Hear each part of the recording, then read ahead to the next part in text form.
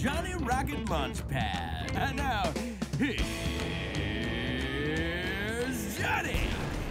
Hey, it's Johnny Rocket here at the Johnny Rocket Launchpad, launching ideas in your direction. Check us out at NWCZ Radio every Friday from 4 to 6 Pacific Standard Time. Liberty Movement Radio Fridays from 5 p.m. to 7 p.m. Liberty Talk FM Saturday and Sunday. And Truth Be Told Media 7 p.m. to 9 p.m. Eastern Standard Time. And our new radio stations, Radio KSCR, Tuesdays 2 p.m. to 4 p.m. Pacific Time. The Info Sub Saturday 11 p.m. to 1 a.m. Pacific Standard Time.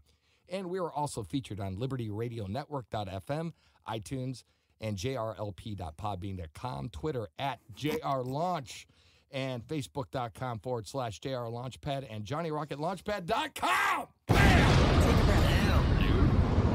And by the way, this is our special first episode of year 2 for the Johnny Rocket Launchpad. This is a historic moment. It's a special one. It is. Da, da, da, da. Yeah, and we have our very special guest. I've actually was talking to him, and on a whim, I'm like, can you come on our show, man? This would be so awesome if you could, man. This would be just bitching. Here's the thing. I've been reading his stuff at the Libertarian Republic for a while now, and he did some work with one of my heroes, Judge Andrew Napolitano, on Fox, and his name is Austin Petersen. Fellas, ladies, Heather, good to see you all, or I guess hear you all. We're excited to be on the show. Yeah, and you're our first Skype guest, so we're actually moving up in the world. We're excited, cool. man. We're excited. Cool. Technology is rad. And I can see you. I have your picture up on my iPad. Oh, nice. Oh, well. Not live, just pictures. You're just stalking me? Exactly. Creeping me? Oh, that's right, because you added me to friends about a week ago. I was like, who's this cute lady adding me? And then when I stepped outside, I was like, oh, whoa, okay, well, I got to be nice to her and professional because she's going to be having me on her show soon, you know? There are so many hot women that I meet, like, that are, like, in a position of power in the media and stuff like that, and you have to be so careful, man. You cannot be screwing around because they will end you. They will end you. They will destroy you. Hey, Austin, just to let you know, I got good taste. I figured. I feel like you got class too. And you know what's funny is like you're not straight edge, right? So, well, maybe you are, but you dress edgy. And like a lot of the people who are my haters, who are my biggest detractors, they sort of are like that, very edgy. Most of them kind of like radical anarchists and stuff. But these people hate me. They fucking hate me. And I mean, somebody just told me today, they're like, Austin, you know, if people either really, really love you or they really, really hate you, that means that at least you're relevant. That's so I'm true. Like, oh, okay, Right. great. That's true. I'll take the death threats, I guess, with the idea that I'm relevant. Well, you're a constitutional libertarian. And That's correct. And that's awesome, because that's what I am, too. I share that same belief. And you're a Midwestern boy like me also. I'm from Illinois. Oh, wow. Yeah. Okay. Yeah. Grew up on a farm in Peculiar, Missouri. Was raised there. I went to college there and moved to New York City after to pursue a career in the media. Played guitar in the subway for a little while I went to auditions and tried to get into the business, writing plays and doing shows and, producing stuff that I was writing, with my street camera, the early days, in 2005 and 6 and stuff. So, and then, one thing led to another. I got into politics, volunteered for Ron Paul, started, the Ron Paul revolution back in 2008. And then one thing led to another, went to DC, got a job there, moved back to New York to produce the Judge's show. Show got canceled. I got laid off, moved back to, DC. And now I'm doing what you guys are doing. I'm bootstrapping, I got my own show and my own websites and stuff. And, it's been a challenging year and a half, a lot of ups and a lot of downs, but you know what, man, I'm finally living the principles that I believe in. Badass, man. Right. Capitalism. Yeah. Well, like the thing is I looked at your website, and right now you are the CEO of Stonegate LLC. So basically you do like a for-profit consulting, internet, video services. Talk to us about that, man. That sounds like a cool project you have. Well, it is. And, the thing is that, I'm a go-getter. I'm a hustler and stuff like that. Like, I make good money from the website, but like, it's not always enough every month. Sometimes it's down. So, I gotta be hustling on the side to get projects. Sometimes people hire me to do speaking engagements. I mean, that's what I love to do. I wish I could be like Hillary Clinton and get $200,000 to go speak, right? Well, she's poor. Remember, she said that like, 3 months ago. Lost her house. Right? Oh. Yeah, exactly. It's like, come on, really? I don't buy that shit. And so, like, when exactly did you start the Libertarian Republic? You know what I did? Okay, so there was this coup at FreedomWorks. Okay, now and then like 3 years ago, I bought the website name because I was like, this is a cool name. It could be a cool website, right? Mm-hmm. And if you go on the Wayback Machine, you can see back in the day, like it was a crappy little blog. And I was working at FreedomWorks, and then the Dick Armey thing happened where he came in with an armed guard and kicked out Matt Kibbe and fired a bunch of senior staff, and I got freaked out. I was tired of being at somebody else's command, you know what I mean? And I was tired of having to rely on somebody else for my paycheck. And I made good money at FreedomWorks, but I was just like, that scared me. And then that was like November of 2012. And then in 2013 of July, I said to myself, I'm going to take this blog and I'm going to put myself on death's ground. Sun Tzu, The Art of War.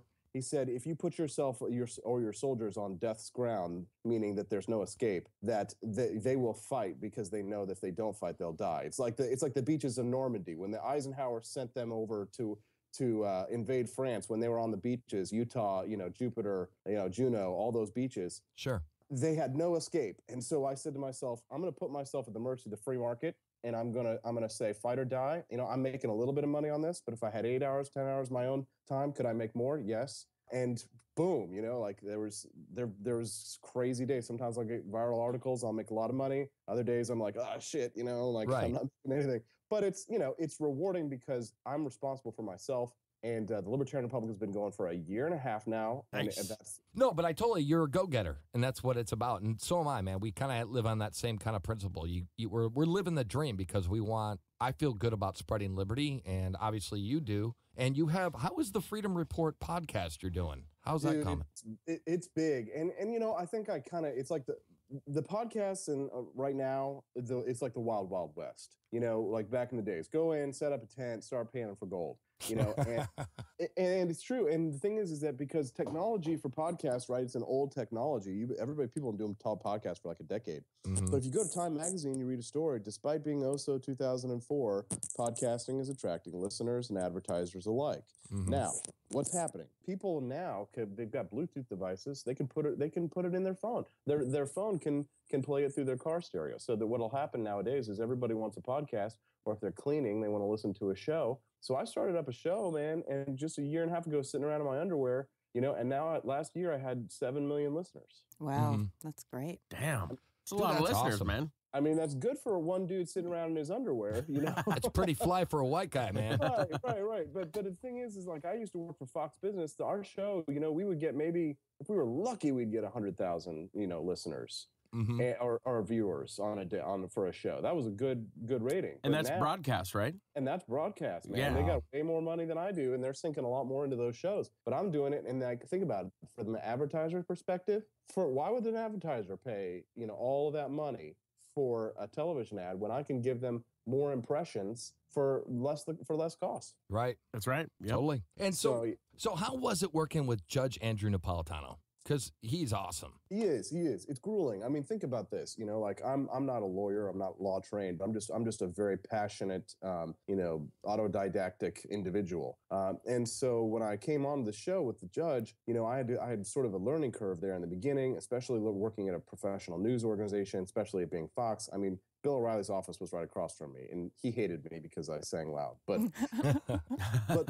but the judge he's a brilliant mind, and he's also just very mercurial. Stars always have like personalities that are always larger than life, and then they have their kind of their personal, private persona that you always have to realize that's what it is. You know what I mean? I'll probably never be famous really just because I'm just too down to earth, you know what I mean? But like the judge and like most of those stars and stuff like that, they really do have like that sort of larger than life aspect of who they are, and then like what their personal life is, which was a lot of times more subdued, or sometimes it's even more wild. Right. They calm Hollywood. it down. Right. Well, I'm in the rock and roll business, and when I go on stage, bro, it's like, fuck you, drinking, blah, blah, blah. But when I go home, man, it's like, I don't do that shit every day. Hell no. I know. Well, they think of you when you go home. They don't think that that's what your life is like. No. They think you go home and you're sitting around with like your Juggalo clown makeup. Right, right. Well, not Right, that, but right. like I have a hot rod. And I'm sitting around drinking PBR all day and working on my car. It's beating your woman. In Detroit, everybody's screaming at each other. Well, he does that. Oh. What's Sorry. that, man? it's like hardcore pawn, you know, Detroit. Like it's people are all yelling at each other all the damn time. So that's what it's like. Your household, everybody's screaming at each other. Right. Oh, totally. So I saw you on Stossel. Oh man, And it was good, man. You were talking about the State of the Union. Thank you. Yeah. Thank you. That was an interesting opportunity there. You know, John Stossel's been one of my heroes for a long time. Mine too. I think I was a kid. I think John Stossel was actually my first exposure to libertarianism. Read all of his books, and you know, I worked at Fox. But I mean, like, there's always this sort of thing where it's like to get on camera there. You know what I mean? It's like you've got to be big, or like important for them to actually put you on camera. Mm-hmm. So like I never got that chance when I was there working, you know, as a producer. But these guys, you know, same like you guys, they read my website, right? And and I did the kind of the minor leagues for a little while. I was on Russia Today, and so now as the Stossels team, they kind of saw some of my appearances. They gave me a shot last year. Come on and talk. Now they like me. They're having me on more often. I hope it happens more frequently. Yeah, no doubt. Can I tell you guys? I mean, I just like, you know, there's a lot of people trying to do what we do, but I mean, like, and there's a lot of competition, you know, even in my category and stuff like that. But I feel like there's not enough really good, effective messengers. I mean, I love Ron Paul, I love Rand Paul, you know, I love the Judge and all that kind of stuff. But there really aren't people like you who can connect with young people, you know, and reach them in certain levels, you know. And it's sort of disappointing because right now the leadership, the youth leadership that we have is a little bit, if they're not wonky and nerdy, you know, bow tie wearing kind of like guys, which you know, certainly that fills their spot, you know, then they're raging anarchists, you know, arguing for getting rid of child labor, you know, or child consent so that, you know, people can have sex with minors, kind of weirdos. Right. Yeah, right. Well, and that kind of goes into the tinfoil hat area of libertarianism. Right, well, yes. But like the thing is, man, I'm like a realist. You know, I understand that like we're not going to be able to change everything overnight. We can't change anything. Anybody. We can only try and convince them the best we can. Right. And spreading and also doing it because I think the problem with a lot of like liberty shows is if you listen to them, man, it's like one today we're gonna die tomorrow and buy your gold now. Oh God, kill and me it's right like, now. dude, I can't take it. You know what I mean? It's all doom and gloom, but we're trying to say, hey, this shit's fucking cool, man. We're talking about this stuff and it's fun, and we like to include rock and roll into it. Check out our local sponsors, and hey, you know, guys, it's like buy my water filter. Oh, they're putting poison in the water. Buy my water filters. Yeah, totally, dude. You know what I'm talking about. That drives me nuts because, I mean, I'm very pro-science. You know, I'm very skeptical and stuff like that. There are very few people like us, and that's because in order for you to be number one a libertarian, you would have had to think outside the box, outside the two parties. Number one, which is in itself is just a huge deal. Then, in order to be one of those outside the box thinkers, you have to not go totally nuts from the realization that, you know, that your government is screwing you and that we live in a strange matrix, the dystopian world where there really are evil monkeys running the show. And that's what drives these conspiracy theorists over the edge because, you know, while yes, I totally agree that we've got a bunch of evil clowns running the show, you know, they're not putting chemtrails in the sky. You know what I mean? They're not doing it intentionally anyways. Well, no, they're humanitarians with guillotines. Right. You know?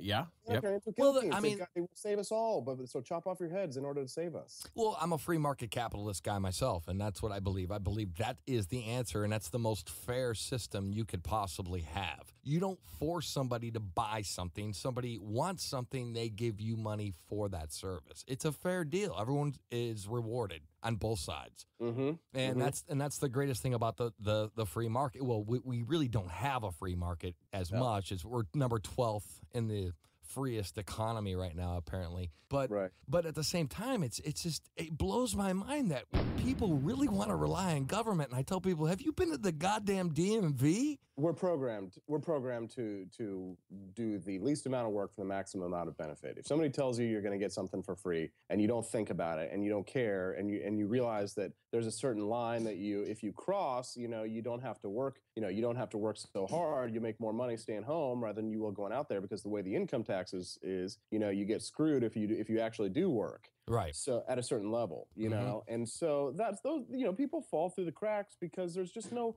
reason to try. You know what I mean? Sometimes I don't freaking blame them. I'm like, you know, all I need is a, you know, 2 or 3 hots and a cot, you know, put me in the poorhouse next door and I don't have to do crap. Well, you actually, go ahead, man. I'm sorry. No, I was just going to say that, like, you know, I can understand their motivation for that because, you know, laziness, procrastination, and all that kind of stuff. It can be, you know, symptomatic of a problem. It's a problem of society, Right? and that is a societal. That is a society. You know, we've grown up so big, and capitalism has given us so much bounty that people can subsist like that for a long time. You know what I mean? That Rome can have bread and circuses. You know, we can afford that largesse. How do you think we can afford to be, you know, policemen of the world, Team America, World Police, kicking down everybody's door everywhere? Well, yeah, but everyone's paying for it. We're paying for it, and and here's the thing: we're the most productive nation that has ever existed in the history of the known universe, and so everybody wants to take advantage of that. And I think that for us to, if we ever want to wake up, I think we're probably going to have to go with Elon Musk, go to California, get on one of his rocket ships, and let's go colonize the nearest planet. All of us libertarians, they've been saying, let's go to the seas, let's go to the seas. No, let's get in a rocket ship, let's go to the stars, and get the hell away from the United States of America and build the United States. Right on, man. Colonate another world. Okay, I think about it all the time. I fantasize about that shit. I do. I saw you on Russia Today, and there was this, and I asked you about this on Facebook or Bookface or whatever the hell the kids call it today. Oh, those damn kids. Those damn kids these days. Face. It was that socialist dude you had this argument with. And this guy was just a smug little fuck. Is this when I called him a Nazi? I don't know. He was like dressed in like, I don't know, hemp gear and shit. I don't know. But he looked like he was just pissing me off with his, you know. Oh, he's so snide. He's so snide. Yeah, who is this dude? I don't even know. Tom Hartman. He's a progressive liberal. You know, he thinks he's all pro-America while he works for a state-funded propaganda network for the Kremlin. You know, he's a stooge, and they're all stooges. You know, like I'm sorry, but it's true. Like I learned that by going there and being on TV. You know, thinking, okay, well, these guys like to talk about Ron Paul. Well, you know why they like to talk about Ron Paul? Because Ron Paul agrees with Russian foreign policy. I'm sorry, but it's true. Russian foreign policy is such that the empire will collapse and that our currency is degraded and all that. And Ron Paul just happens to agree with them. So you know, they're like, hey, Austin Petersen likes Ron Paul. Come on, let's talk about it. Let's do the show. And you guys, do you remember there was that one anchor who quit Russia Today, like on air, said that, you know, I'm quitting because Russia invaded Ukraine and they're a propaganda network. Wow. Did you ever see that? Liz Wall? It was like on the Blaze, I think. Maybe I saw big story.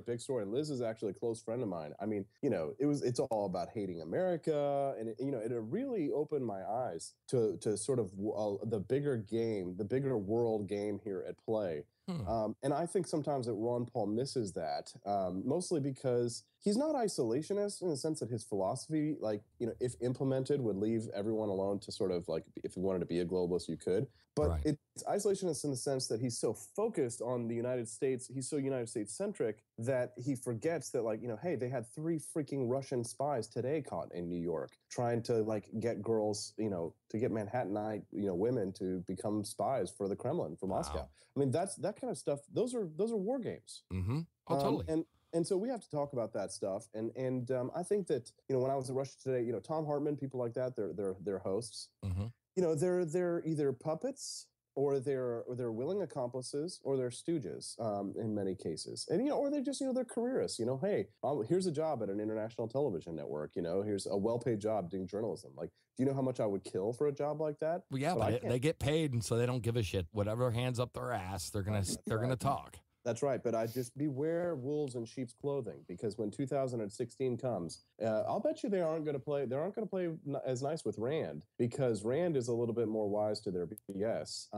And just beware, because Russia Today, while they were friends to Ron Paul and stuff like that, don't expect them to be friends to libertarians, because if Rand Paul won the presidency by some miracle, they will he will suddenly become the enemy of Russia. Yeah, I could see that happening. And, oh yeah. Rand Paul kind of flip-flops play. a little bit on certain things in the past. Like but what? His foreign policy, Definitely, he flip-flopped on foreign aid. Israel. Well, okay, no, he didn't, because here's the thing.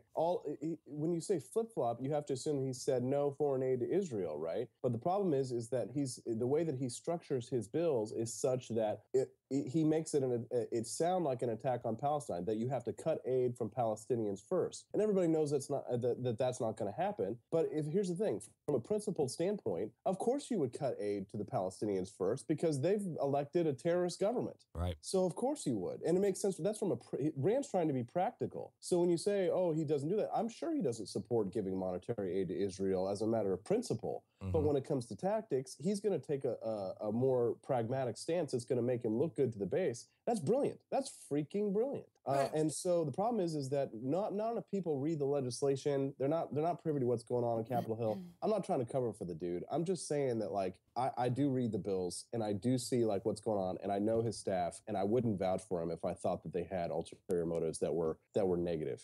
Right on. Right. I just think that sometimes with politicians, they have a tendency to maybe change their mind. And instead of coming out and saying, I did some research, I got new information, and this is now my point of view, instead they sort of stand fast and deny that they ever said anything like it in the past. Here, let me. How about let's play conspiracy theory now? I love that game. Yeah, let's pretend that you get elected to the United States Senate. Let's pretend you're an eye doctor, and let's pretend that you get elected to the United States Senate. Now, senators get access to critical national security information that the rest of the United States doesn't get, that normal people don't get. Now, absolutely. Right? Okay, now, here's the thing. He's still for doing things like reforming the NSA, our National Security Agency, and other intelligence agencies. He's called for auditing the freaking Pentagon. Like, come on, guys. And still, he's done that after having access to that information. But imagine yourself not a radical ideologue like yourselves. You're just an average businessman who got rich and managed to buy your election in your local district. Now you're a senator. Congratulations. Sure. Now you've been given access to information, and that shows that ISIS terrorists are not only they're beheading journalists, but they're planning attacks in Paris, France, perhaps, to murder some journalists, and maybe they're going to shoot up a bank in downtown New York City. I'm just saying, like, I don't say that I sympathize with the aggressive foreign policy, but you got to understand, you're never going to change politicians' minds unless you understand them from their position. You've got to look at why it is that they do things. When you say, oh yeah, they flip-flop when they get in, they see something. Yeah, I'm not saying it's like conspiracy theory where they sit down with a movie and they're like, hey, here's the shot from Dealey Plaza, here's the grassy knoll. This is where JFK was killed from, and if you don't vote this way, we're going to do to you what we did to JFK. Right. It's not like that. They probably see things that we don't see, and I'm not providing cover for them. I'm just trying to put myself in their shoes. And so, really quick, but we're going to wrap up this segment, but I got something I got to know, man. What is it? What's your view on Adam Kokesh? Oh, shit. Oh, shit. We're going to have this right now, or we're going to do this after the break? Oh, we can do it now. Can you give me 3 minutes for it? Yeah. Okay, yeah, I can 3 months. All right. So Adam and I have a long history. I don't think it's any secret that we've sort of tangled publicly a few times, but over issues of importance that I think are matters of not principle, but of tactics. And I think sometimes people confuse principle with tactics. But in this case, it was a matter of tactics. And so we've known each other for a long time.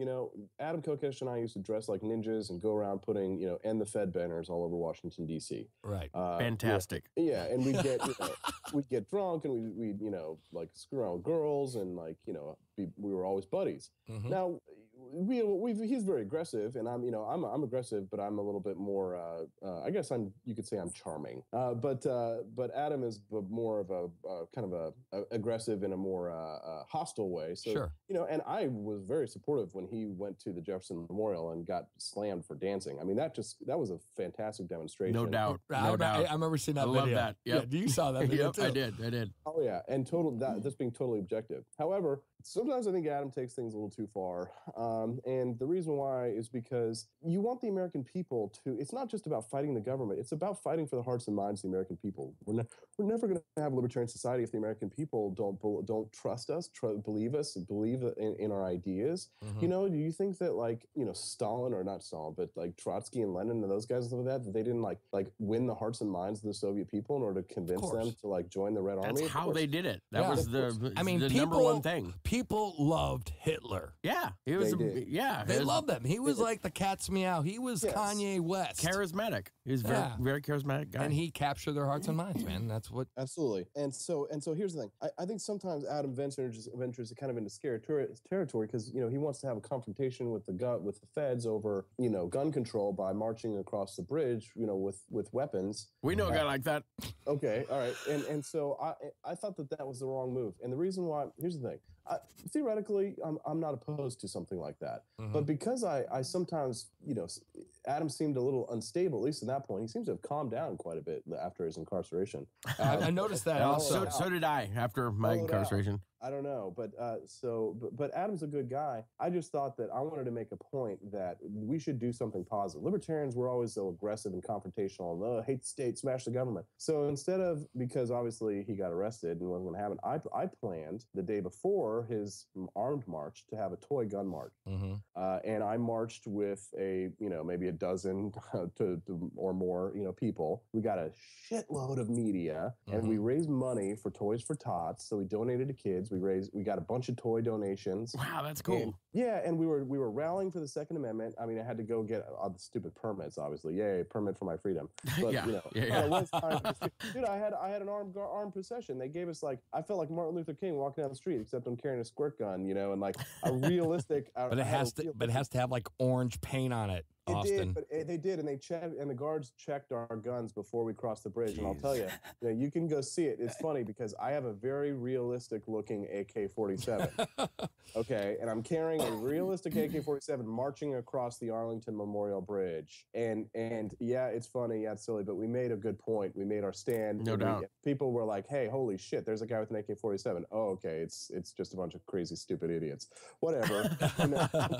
But we got a ton of media, international press, local press. I mean, the Toy Gun March raised a bunch of money for kids, over $1,000 for kids, and then we also gave them a bunch of toys for the Toys for Tots. And you know what? People were like, "Hey, look, libertarians, no matter what, at least they did something for the kids.